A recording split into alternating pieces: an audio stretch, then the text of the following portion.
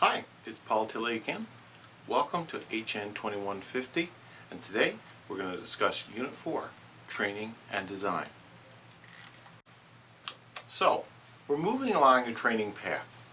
So far, we've done the training needs assessment, where we've found a performance gap. We've worked hard to determine where the areas that we can look at in terms of potential training is to close that gap.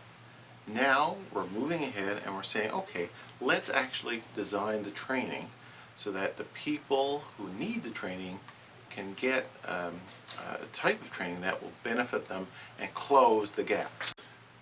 Once we've established what the problem is and the gap and identified who needs training in that gap, then we need to move on to say, okay, what exactly do we want to do with the training? What are our specific objectives? So, with that in mind, we develop learning objectives. And the learning objectives spell out exactly what the trainees will learn, to what degree they're going to learn it, how they're going to learn it, and to be able to actually do what needs to be done. I'd like to talk about the specific learning objectives that we're going to cover in this unit. First, we're going to describe the process of developing a training program. Then, we're going to explain training learning objectives. In that, specifically, we're going to list the elements of a training objective. We're going to explain how training objectives influence and modify attitudes. We're going to develop several training objectives, and we're going to discuss the necessity of training objectives in training. We're also going to look at a theoretical construct called Bloom's taxonomy. Now, what Bloom did was list out several key terminologies that should be used whenever we develop training objectives and the degree to which the training needs to be done. We're going to explain how the decision to develop internally or by external information is used. We're going to describe active learning considerations in training design. We're going to list possible outcomes for training. We're going to differentiate amongst training objectives and training outcomes, and we're going to discuss the purpose and the role of a request for proposal for training.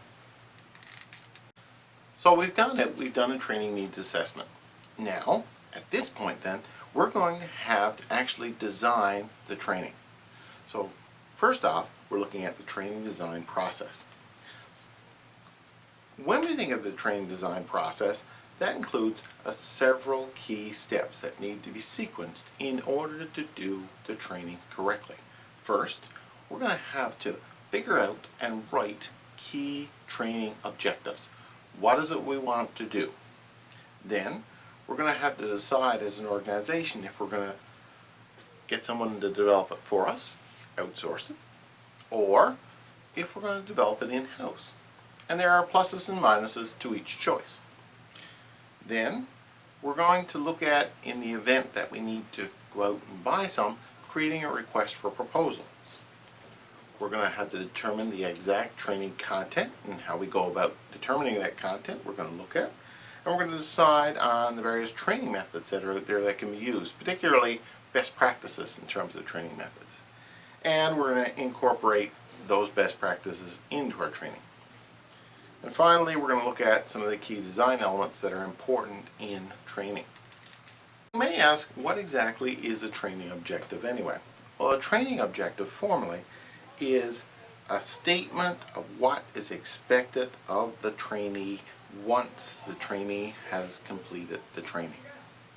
So generally, training will focus on job performance behaviors, and training objectives are important as they really provide the key link between the needs analysis that we completed earlier and the actual performance gap addressing issues that we're looking at in terms of doing this. So we have to ask ourselves, why are we going through the trouble of developing such an intricate set of learning objectives? Well, there are a number of benefits. First, let's look at the benefits to the trainer.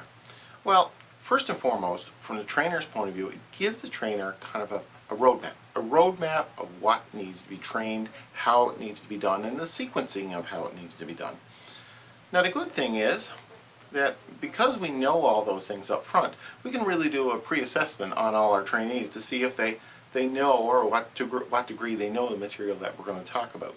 And if, for example, some people already know the material and they've covered the material or they exercise with the material, they can skip that. So we can get on to talking about the issues that really matter to people. The next thing we can look at is this: it makes it so much easier. And if you know what you're going to do, you know how it's going to be done, and you have it formalized in a process, it makes the training process that much easier to do, but it also adds to the value of it to the trainee. And finally, and probably most important from a training perspective, is that training is expensive. It costs lots of money. If we have clearly laid out objectives, we can clearly measure whether or not the training actually did what it was supposed to do. And that way we can justify doing the training. There's also major benefits to the trainee. Probably the greatest single one is trainees understand what's being trained. If we spell out what we're going to talk about and how we're going to talk about it and to what degree the trainees need to know it, the trainees have a good sense of what they're there for and what is expected of them. And that makes them more comfortable, and when it makes them more comfortable, they tend to learn better. Another key benefit to the trainees is that once we spelled it out, we can very clearly say to the trainees, here's how it's relevant to you. And if we have done some thought up front, it allows the trainee to retain more information because it is more relevant. The benefits of training are not just limited to the trainees and the trainers. Managers also benefit from having a clearly laid out training plan. First of all, managers can look to see exactly what the trainees are going to learn, and they'll have a clear understanding of what they're sending them away for a few days. But also, they'll have a good understanding of what is to be accomplished. So when they come back into the organization having done the training, that way managers can expect to see some changes in certain areas. If they don't, then they can report back to say, the training was or wasn't effective. Good training objectives should incorporate key elements. Let's take a look at some of those elements. First, good training objectives specify who's to perform the desired behavior. And in that specification, we know who should retrieve the training for a given type of behavior. Good training objectives should also specify the actual behavior needed to demonstrate mastery of the training content or objectives. So key objectives must be measurable. Once we clearly indicate that our objective is met or not met, then we can know if indeed it was successful or not. Good training objectives also specify the behavior to be demonstrated and evaluated, clearly indicating what we're going to look for and how we're going to assess that. Good training objectives should also specify how and when the behavior is to be demonstrated and evaluated. This is where this behavior should happen. This is how we're going to evaluate it. And good training behavior should specify the standard to which the behavior is expected. It's supposed to be done at this level. A pilot flying an airplane must be able to land through his career or her career safely.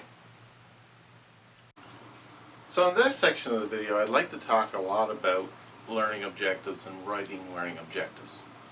First of all, in terms of the overall scope, what's the value of a learning objective? Well, a learning objective clearly lays out what is expected of someone. Okay? So they will either be able to do it or not be able to do it. Now these objectives, like every other key objective, in order to work, it really has to fit some to meet a certain criteria. And the criteria, we use an acronym called SMART. SMART is an acronym that allows us to look at what the key elements of every learning objective and how it's written should be. So let's take a look at that. First of all, the S in SMART. S stands for specific. Whenever we write a learning objective, we must be very specific in terms of what it is that's wanted, a single item, and who it is it's wanted to do it. So let's take, for example, we're operating a flight training school. Okay, let's look at the training issue is teaching people how to fly. Okay, let's do a very specific task. Let's call that task landing. Okay, so landing is very specific. Okay, so we're going to test landing. We're going to teach landing, and we're going to create a learning objective. You're going to learn how to land an airplane. Okay, great. So it's not taking off, it's not normal flight, it's not taxiing, it's none of that, it's landing. Very specific. The second thing that we need to ensure is that the objective is measurable. So, do we know we have landed if we have landed? So the measure has to be specific. So in terms of flying an airplane, you know if you've landed. Okay? Now, the thing is, what are we really measuring? Well, you can crash and land too. Okay? So you know, landing, crashing might not be that much different. So what we really need to say is, besides landing, we must be able to land safely.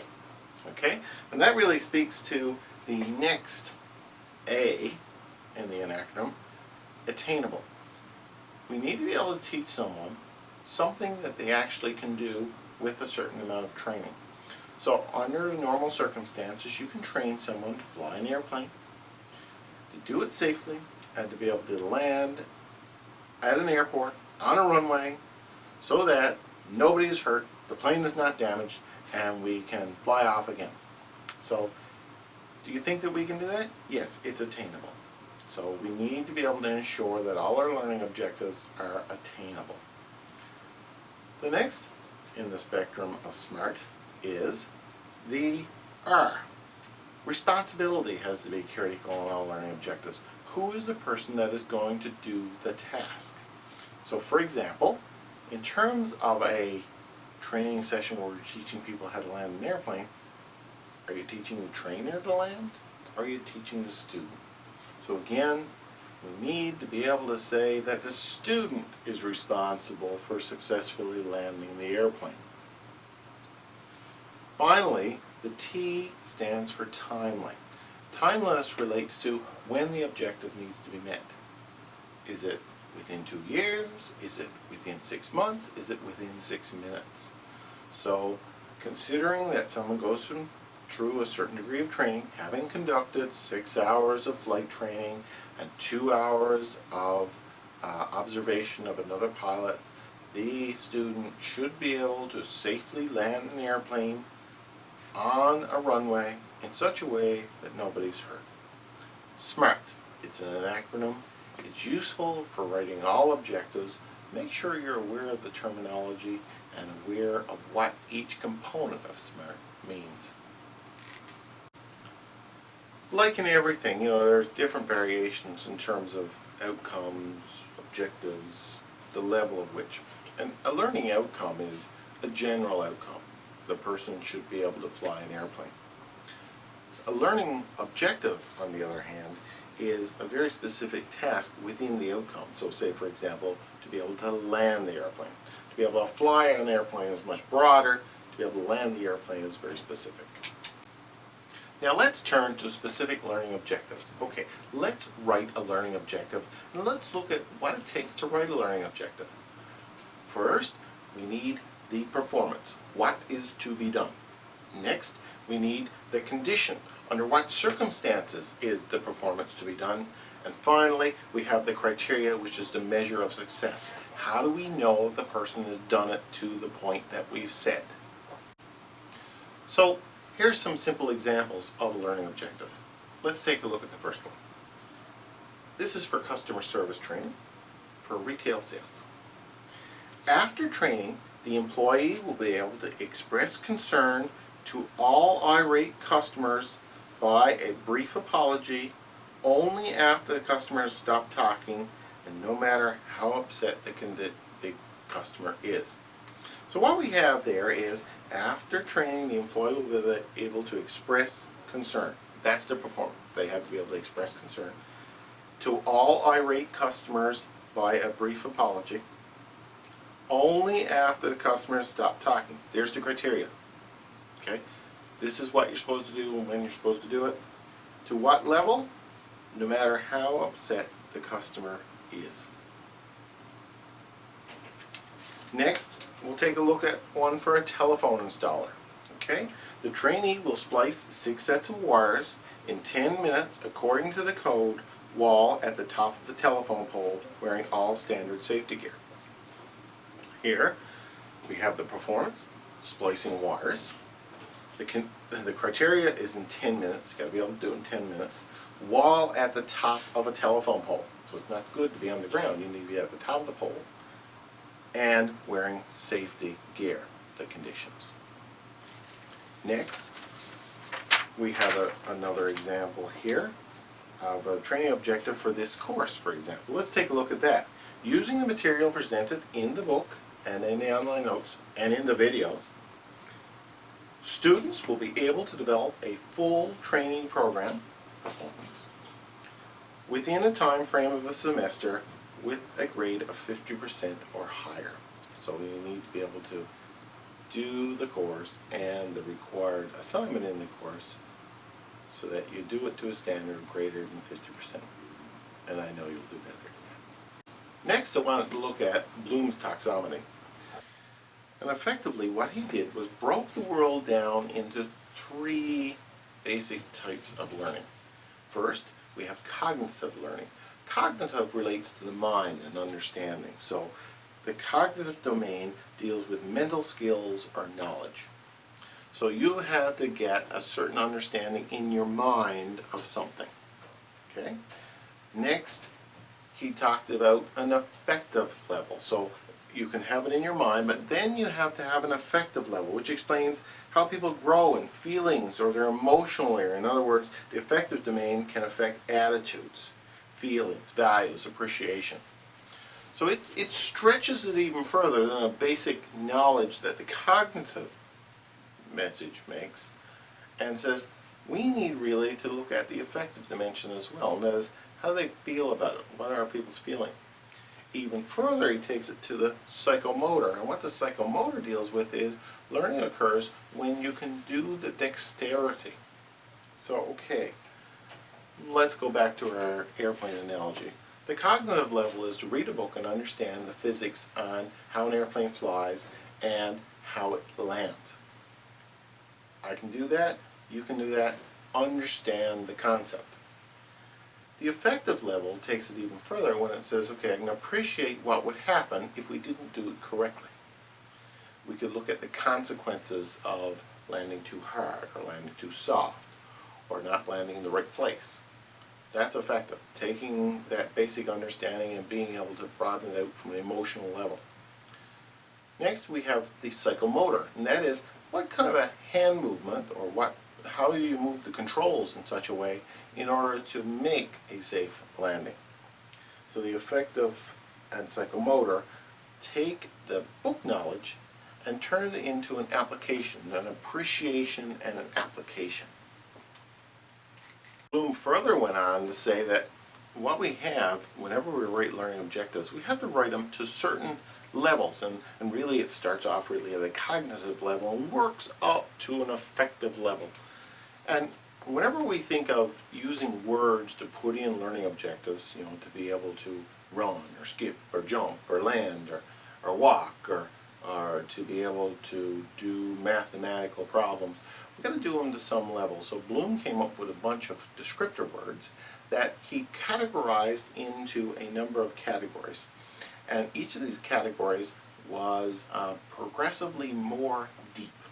So for example, simple understanding is knowledge, what he considered as knowledge, and it's a very low level.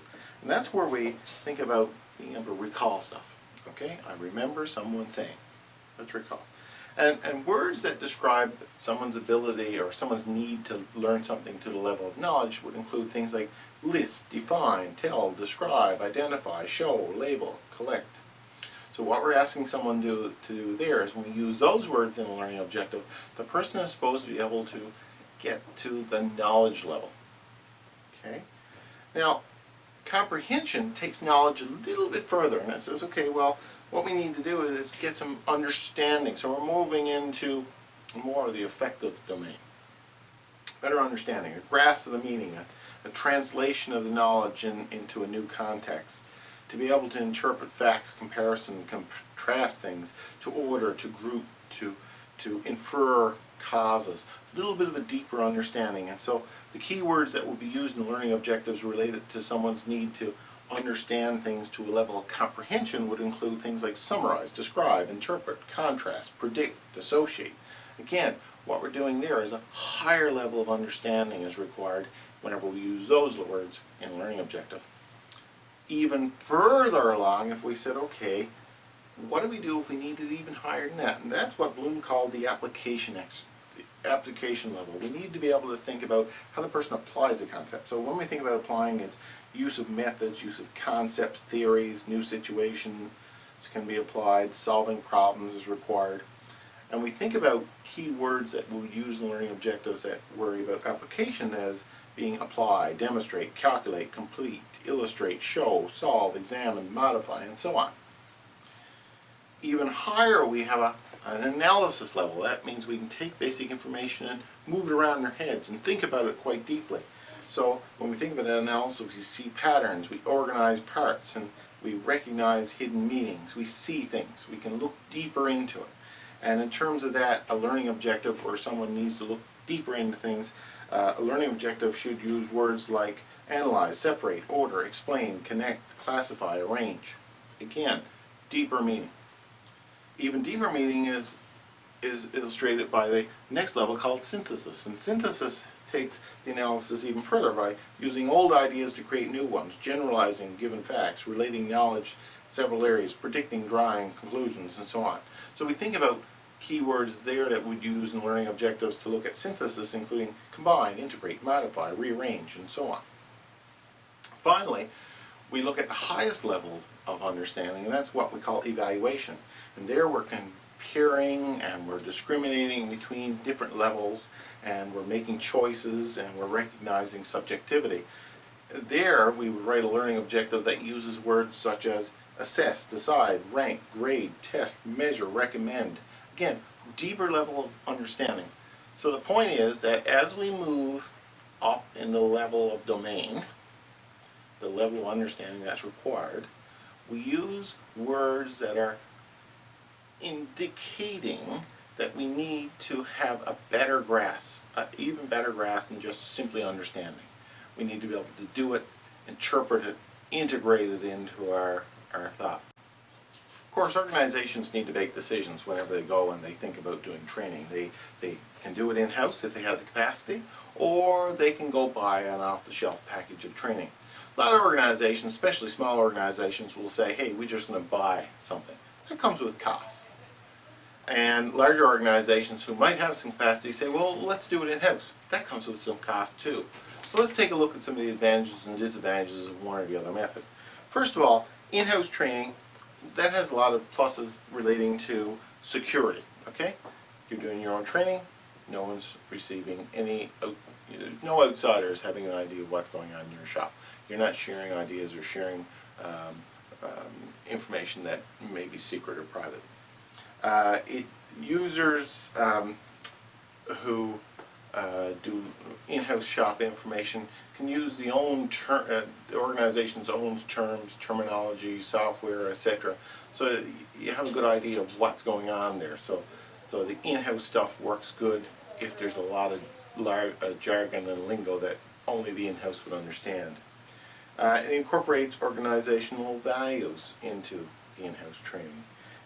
Uses internal content expertise. Again, you may have very good people within your organization that can share ideas. Understand specific target. Who is it we want to talk to?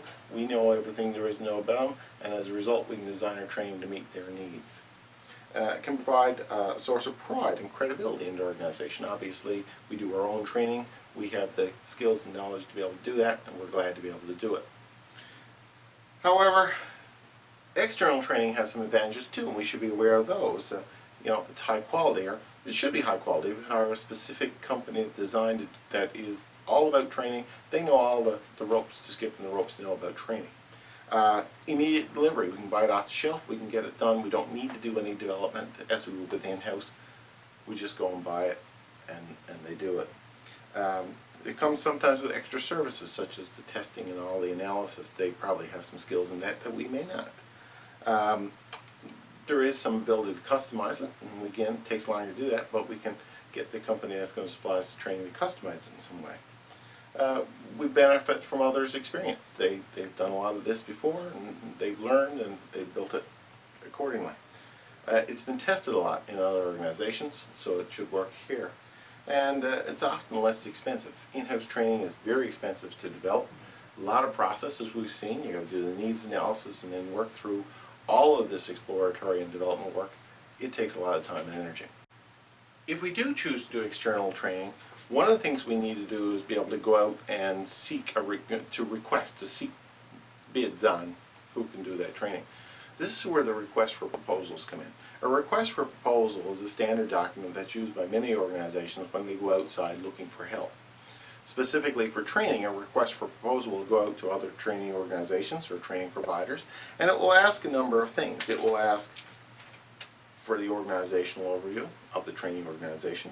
It will ask for a course description, the target audience, the required deliverables, the assumptions and agreements, the cost and the time, how much we're willing to pay for it. Any additional documentation is often asked for, different things. Submission deadline is critical. Who to submit the proposal to, who to ask questions about. The basis for awarding the contract is going to be there. That will give us an understanding, or give them an understanding how we're going to evaluate it. And the award date, when they expect to hear from us. That's important. In terms of determining what we put in our training, determining content is somewhat of a big challenge. We've got to really go through a lot of effort in order to figure out what to go into it. Probably the simplest way to do it is go to subject matter experts. Now, subject matter experts are people who actually do the job that we're planning on doing the training in. So if we're teaching people how to land, for example, an airplane, one of the things we want to do is talk to pilots. Pilots know how to land airplanes, so we'll say to them, what are some of the key things that we need to teach people whenever we teach people to land an airplane? You guys should know. You guys are the experts. Subject matter experts are a primary source of information. Now, there are other sources of information as well, such as documentation that exists, government legislation that exists. There's a lot of things out there, but the subject matter experts can point you to where to find those key things, and that's important.